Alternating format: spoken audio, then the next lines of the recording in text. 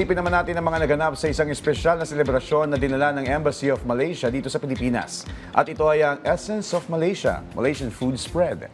Panoorin natin to. Pagkain. Isa ito sa mga pinakamasarap na paraan para paglapitin ang dalawang kultura.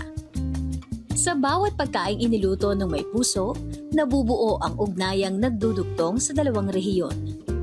Dinala ng Embassy of Malaysia sa bansa ang tunay na lasa at kwento ng kanilang kulturang pangkusina dito sa Pilipinas sa pamamagitan ng Essence of Malaysia, Malaysian Food Spread.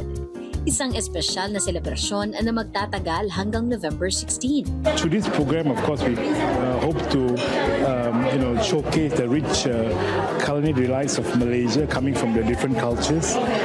We are multi-religious, multi-racial country, and we want to showcase our rich culinary delights. And of course, both Malaysia and Philippines share this love and passion for food. So, and this is one of the bonds we want to create, this synergy between the communities of Philippines and Malaysia in terms of love for food. Habang papalapit ang Visit Malaysia 2026, ipinapaalala ng programang ito na ang pagkain ay higit pa sa panlasa. This food is part of what we call gastronomic tourism.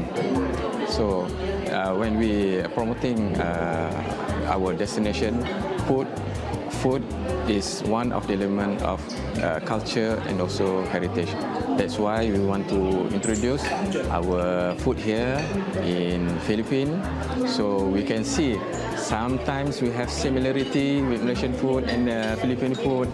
Higit pa sa pagkain, ang Essence of Malaysia ay simbolo ng patuloy na pagtutulungan at diplomasya sa pagitan ng Malaysia at Pilipinas.